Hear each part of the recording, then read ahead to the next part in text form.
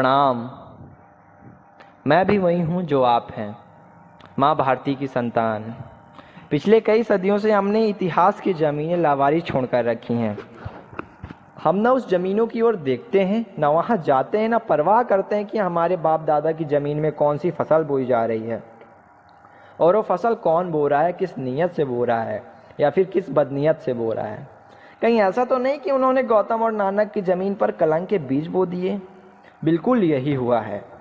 तभी तो हम इस हद तक ब्रेन वॉश हो गए कि अचानक हमारी प्री प्राइमरी टेक्स्ट बुक में गा से गणेश हटाकर गा से गधा लिख दिया गया और हमारे माथे पर बल तक नहीं गया। हमारे घर तक आने वाली सड़कों के नाम भी औरंगजेब अकबर जैसे ग्लोरीफाइड डकैत के नाम पर रख दिया गया और हम रिबन काटते हुए नेताओं को देखकर ताली बजाते रहे। अचानक नैरेटिव बदल दिया गया। आदर्श राज्य कैसा होता है? जैसे अकबर का था तो राम राज्य क्या था? वो आदर्श राज्य नहीं था। हमारे कुछ मुसलमान भाई अकबर को अपना वंशज मानते हैं, अपना आदर्श मानते हैं। तो मैं उनका भ्रम आज दूर कर दूं कि अकबर के राज में हजारों किसानों को जजिया न देने पर फांसी पर टंगा दिया जाता था। ये आदर्श राज में होता है? ये तो हमें ढोल बजाकर बताया गया कि अकबर ने जजिया माफ़ कर दिया, लेकिन माफ़ी से पहले जजिए का खूनी इतिहास हमें नहीं बताया गया। देख लीजिए अपने हिस्ट्री के टेक्स्ट बुक में, होगा कहीं ना कहीं।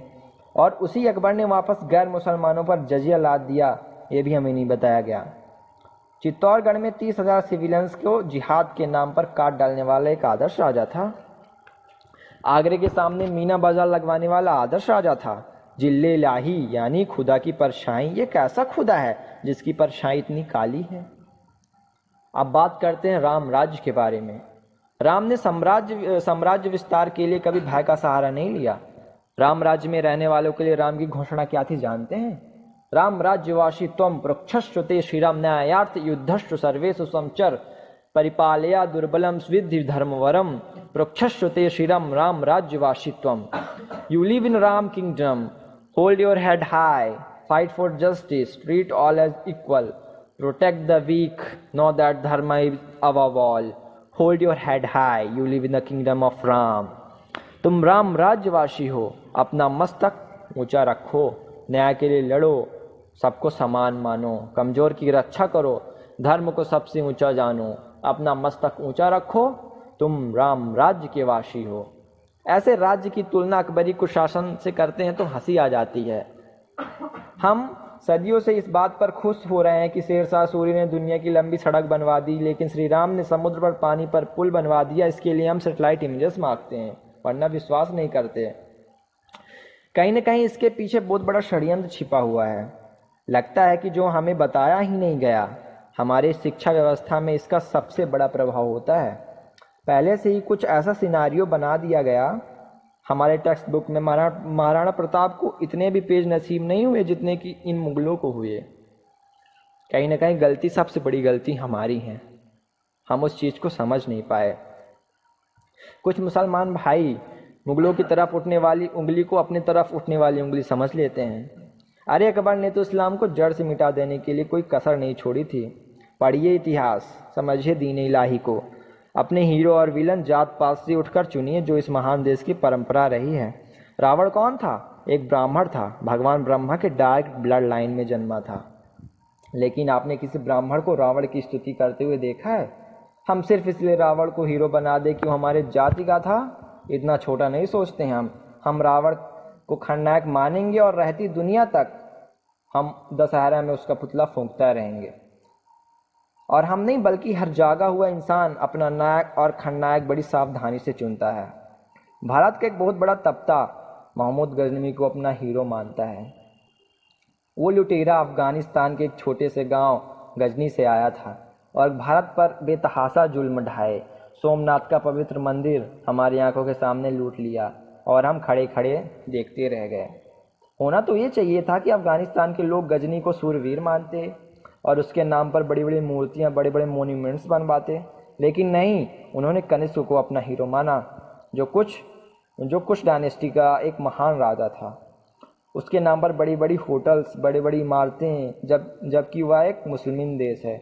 लेकिन यही तो बात है, हीरो चुनते हुए हिंदू मुसलमान नहीं देखे जाते, बस चरित्र देखा जाता है। वापस लौटते हैं इस बात पर जो मुझे चुभ रही है और आपको भी चुभनी चाहिए। हमें चीख चीख कर बताया गया कि मुगल अंग्रेजों की तरह लुटेरे नहीं थे, वो हिंदुस्तान की दौलत लूट के कहीं नहीं गए।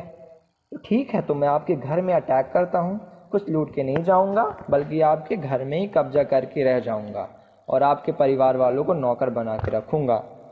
आप मुझे हीरो मानेंगे? आप मुझको अपना इंस्पिरेशन मानेंगे, मोटिवेटर मानेंगे? नहीं ना, तो मुगलों को हीरो क्यों मानते हैं? क्यों ऐसी दलीलें देते हैं जिसको सुनकर हंसी आ जाए? एक और दलील है, सुन लीजिएगा। एक दलील थी कि मुगलों की हुकूमत में 200 सालों तक कोई सिविल वॉर नहीं हुआ। इतनी शांति बनी रही कि इतनी शांति बनी रही, इतनी शांति प्रियता बनी रही इनके राज्य में। हमको ये नहीं बताया गया कि ग्वालियर के किले में मुगलों की तरफ उठने वाली आंखों में जलता हुआ सरिया डाल दिया जाता था। तो बगावत की हिम्मत कौन करता? अपनी भाइयों की गर्दन उतार ली तो शांति प्रियता ऐसी थी जैसे कि किंग जोंग ने नॉर्थ कोरिया में बना कर रखी है। तुम अपने समरकंद और फरगाना में टॉयलेट नहीं बनवा पाए, हमारे यहाँ ताजमहल बनवाने आए थे। जब ये 2 ईंट जोड़ना नहीं सीखे थे तब मोहनजोदाड़ो हमारे यहाँ था।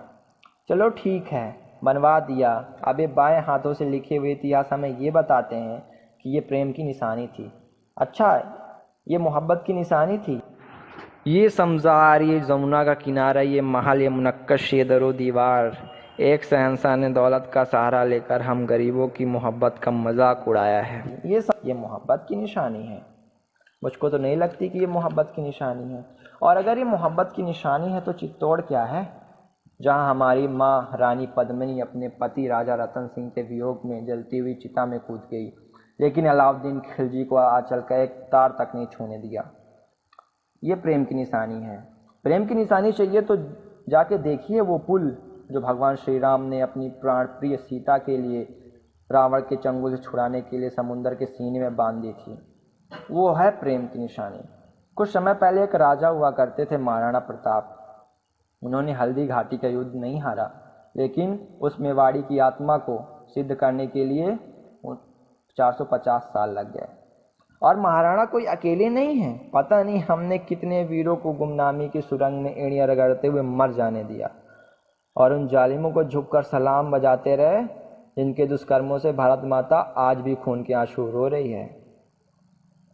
तो अब भी समय है, जाग जाइए, अपने विरासत को माथे से लगाइए और इस धरती माँ का ऋण चुकाइए, जहाँ मैं और आप एक बीज बनकर फूटे हैं और राख बनकर समा जाएंगे। मेरा ये क्रोध अगर करंट बन के आपको नींद से जगा दे तो मैं इस क्रोध का भारी रहूँगा। जय माँ, जय भारती, जय भारत।